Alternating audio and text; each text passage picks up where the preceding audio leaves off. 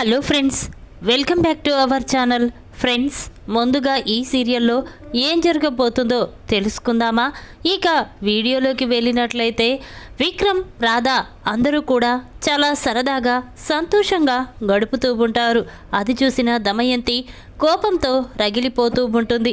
ఈ రాధ నా కూతురు జీవితాన్ని నాశనం చేసిందే కాకుండా ఇప్పుడు విక్రమ్తో ఇంత సంతోషంగా ఉండడం నేను చూసి తట్టుకోలేకపోతున్నాను అని చెప్పి ఇక దమయంతి ఎలాగైనా ఈ రాధని బాధ పెట్టాలి, కోలుకోకుండా దెబ్బతీయాలి, ఎలా అని దమయంతి ఆలోచిస్తూ ఉంటుంది.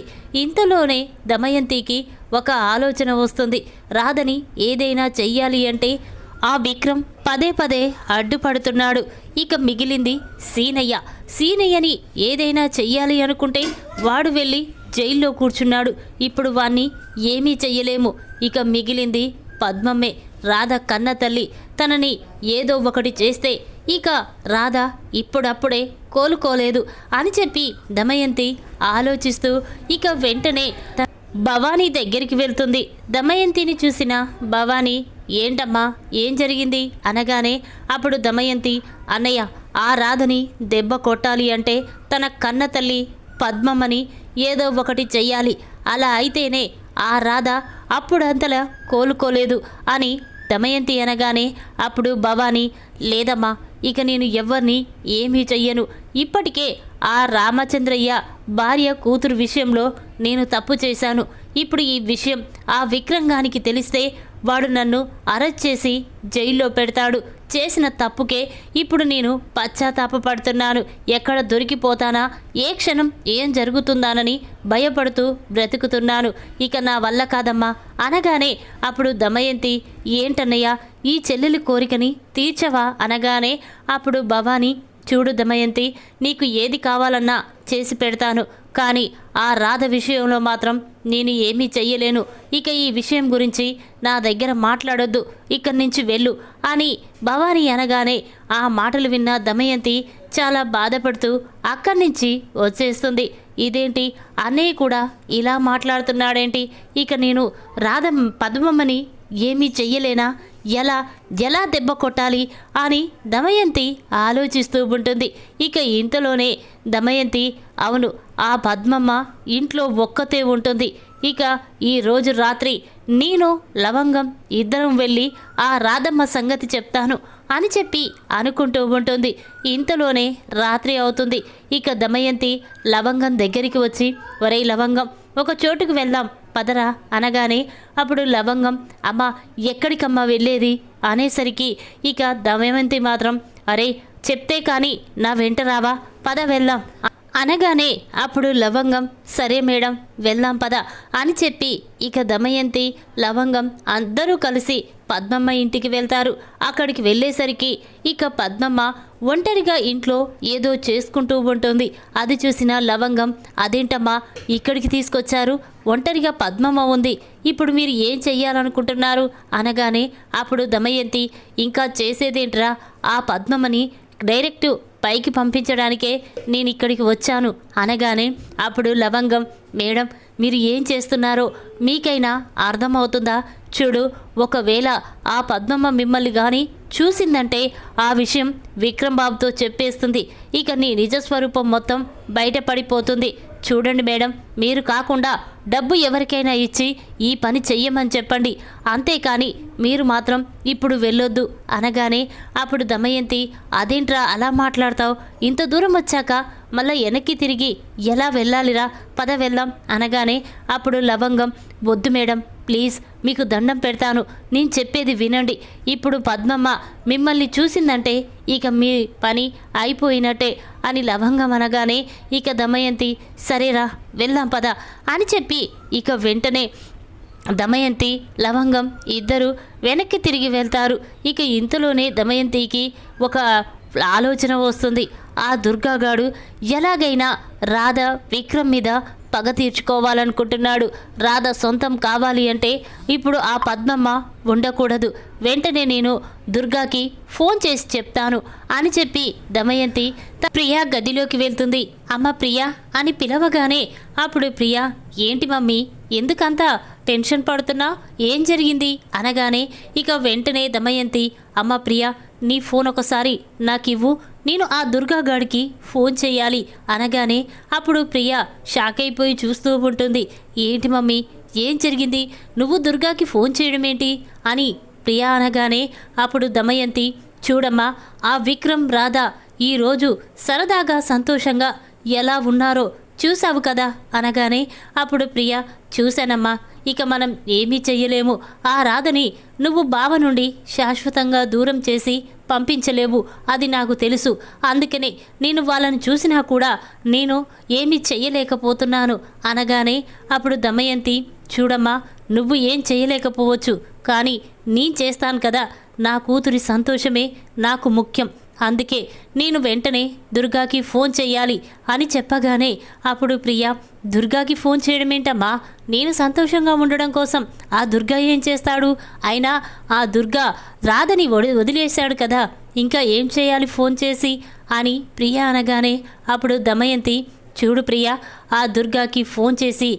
రాధ వాళ్ళ అమ్మ పద్మమ్మని చంపేయమని చెప్పాలి అందుకే నేను ఫోన్ చేయాలనుకుంటున్నాను అని చెప్పగానే ఇక ప్రియా షాక్ అయిపోయి చూస్తూ ఉంటుంది. ఏంటి మమ్మీ ఏం మాట్లాడుతున్నావు నువ్వు ఆ పద్మమ్మని చంపేయడం ఏంటి అనగానే అప్పుడు దమయంతి మాత్రం అవును ప్రియా ఇప్పుడు రాధని మనం ఏమీ చేయలేకపోతున్నాం తనకి ఉన్నది ఆధారం వల్ల వాళ్ళమ్మ ఒక్కతే వాళ్ళమ్మ తనకి శాశ్వతంగా దూరమైపోతే ఇక ఆ రాధ వాళ్ళమ్మ బాధలో ఉండి విక్రమ్ని శాశ్వతంగా వదిలేస్తుంది తను ఒంటరిదైపోతుంది అని చెప్పి అనగానే అప్పుడు ప్రియా సరే మమ్మీ అని చెప్పి ఇక తన ఫోన్ తీసి వెంటనే దుర్గాకి ఫోన్ చేస్తుంది.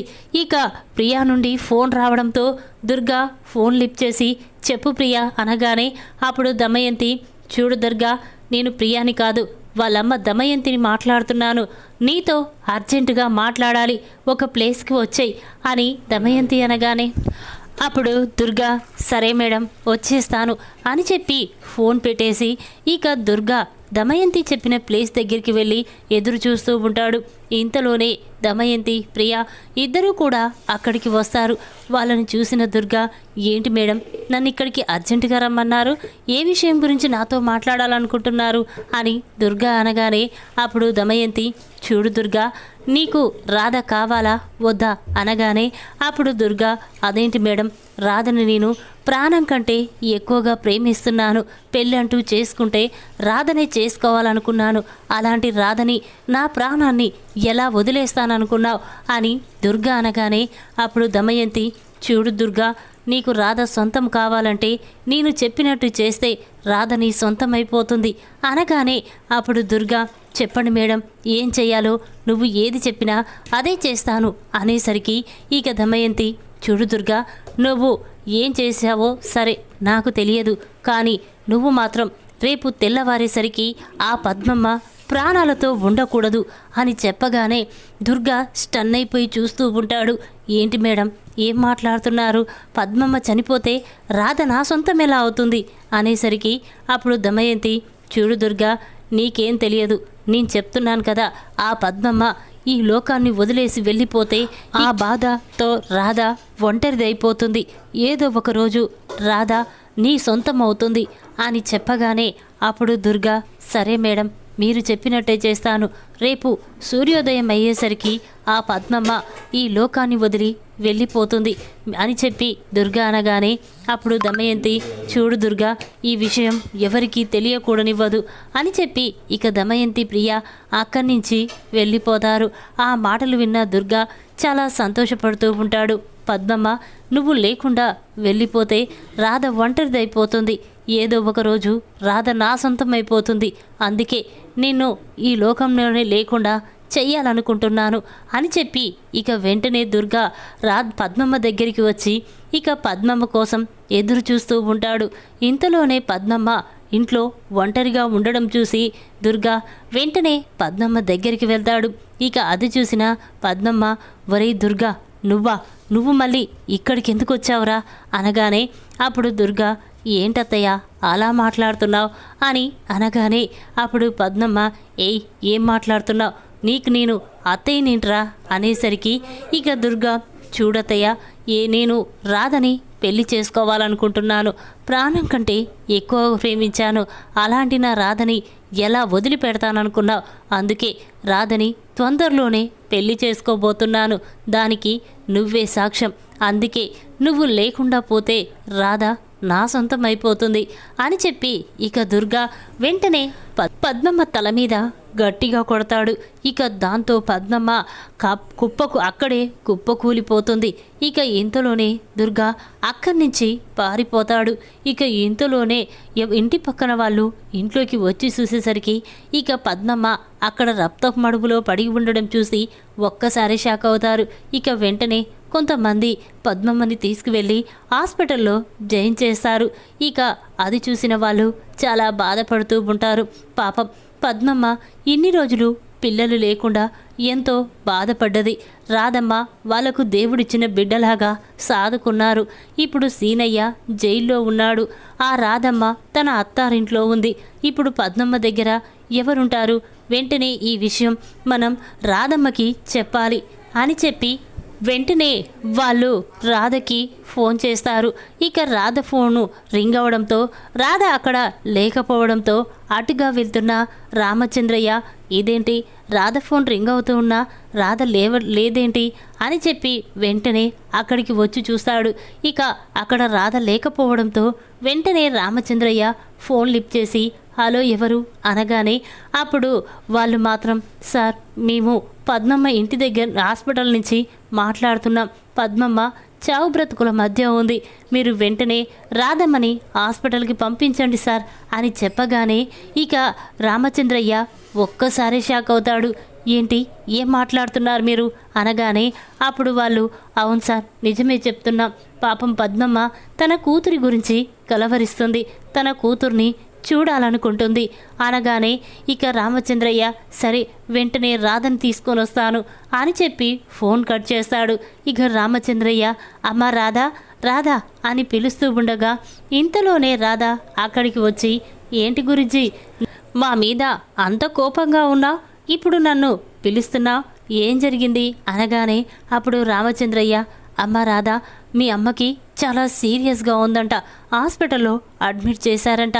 అమ్మ వెళ్తేనే వెళ్దాం పదమ్మా అనగానే ఇక రాధ షాక్ అయిపోయి చూస్తూ ఉంటుంది. ఇక వెంటనే రామచంద్రయ్య అమ్మ రాధా నువ్వేమి కంగారు పడకు, మా పద్మమ్మకి ఏమీ కాదు, మనం అందరం ఉన్నాం కదా, వెళ్దాం పద అని చెప్పి ఇక రామచంద్రయ్య రాధా సునంద అందరూ కూడా హాస్పిటల్కి వెళ్తారు. ఇక వాళ్ళు వెళ్ళేసరికి వాళ్ళు ఐసీయూ బయట ఉండి చాలా బాధపడుతూ ఉంటారు. ఇక ఇంతలోనే రాధ వాళ్ళతో బాబాయ్ అమ్మకి ఏం జరిగింది ఏమైంది అనగానే అప్పుడు వాళ్ళు ఏమో అమ్మ మేము ఇంట్లోకి వెళ్ళి చూసేసరికి పద్మమ్మ రక్తపు మడుగులో పడి ఉంది. అందుకే తనని వెంటనే హాస్పిటల్లో జాయిన్ చేశాం అనగానే ఇక రాధమ్మ చాలా బాధపడుతూ ఉంటుంది.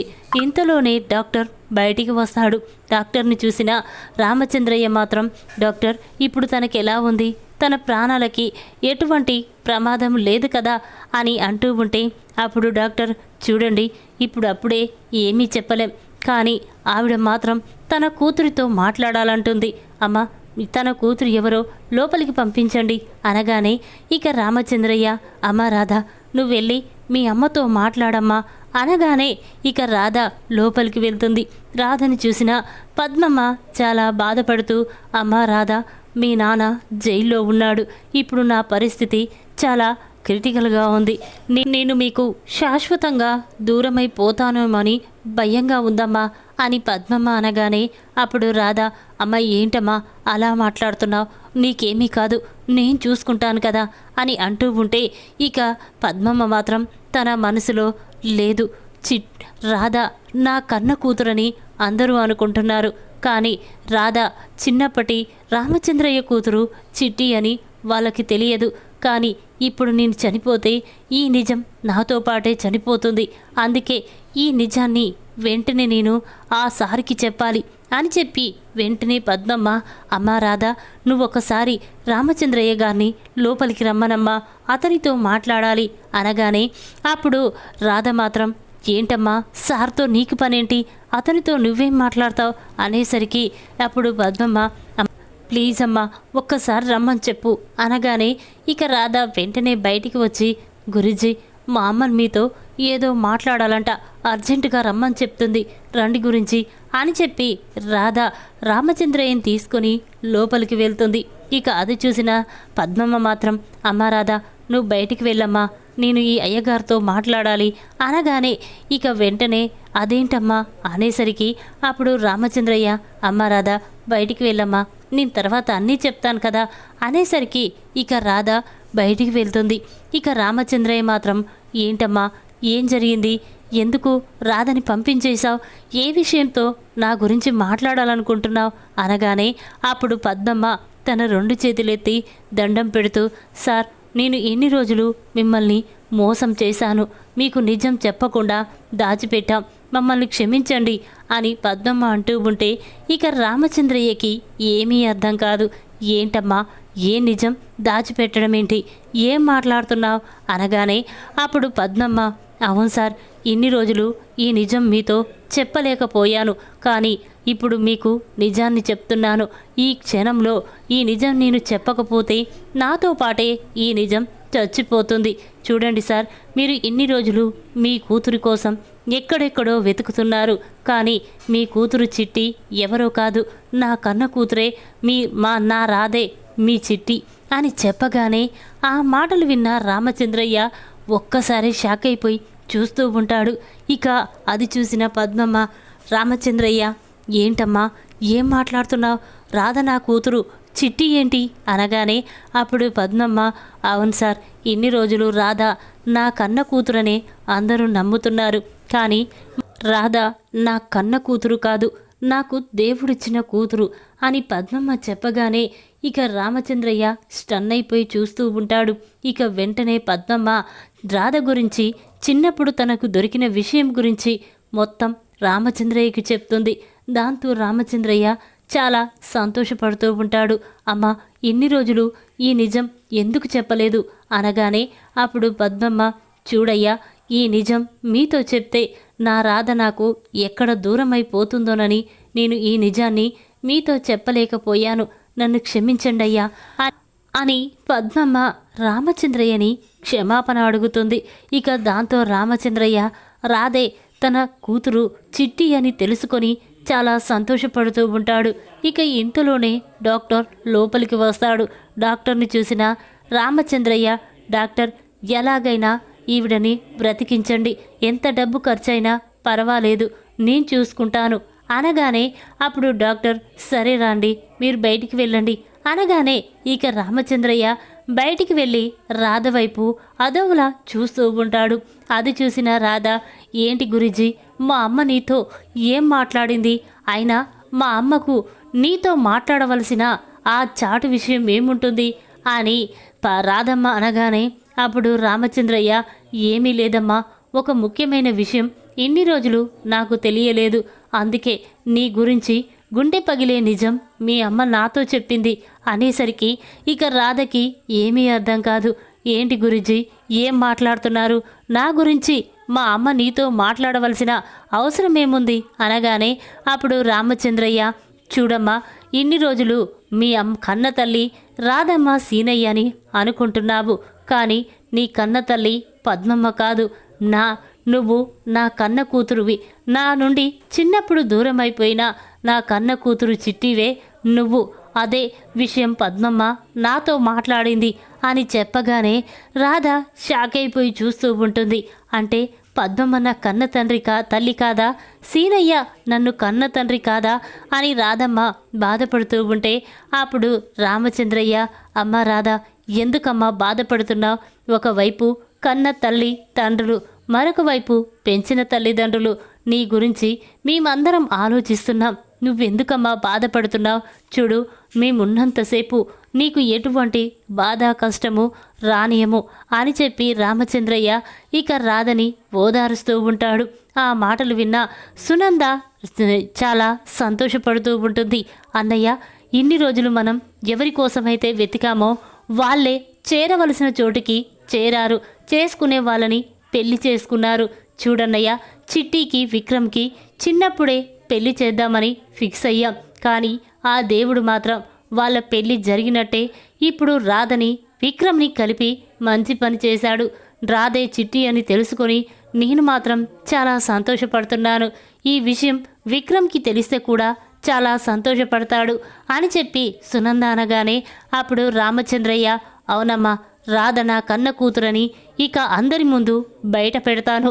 ఆ ఇంటికి నా కూతురు రాధే వారసురాలని అందరి ముందు చెప్తాను అని రామచంద్రయ్య అనగానే అప్పుడు రాధ, నానా, ఇప్పుడప్పుడే ఈ విషయం ఎవరితోనూ చెప్పొద్దు.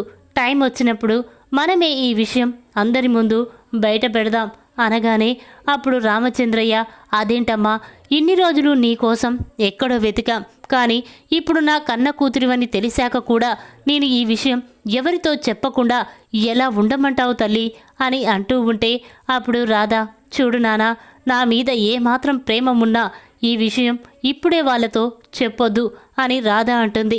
అప్పుడు సునంద, అన్నయ్య, రాధ వద్దని చెప్తుంది కదా, వదిలే, తర్వాత చెప్దాం అనగానే అప్పుడు రామచంద్రయ్య, సరేనమ్మా, నీ ఇష్టం, నువ్వు ఎలా చెప్తే అలా అని అంటూ ఉంటాడు.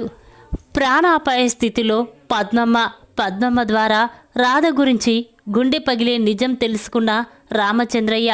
షాక్లో దమయంతి. ఈ వీడియో కనుక మీకు నచ్చినట్టయితే లైక్ చేయండి. మరిన్ని వీడియోల కోసం మా ఛానల్ని తప్పకుండా సబ్స్క్రైబ్ చేసుకోండి. Thanks for watching.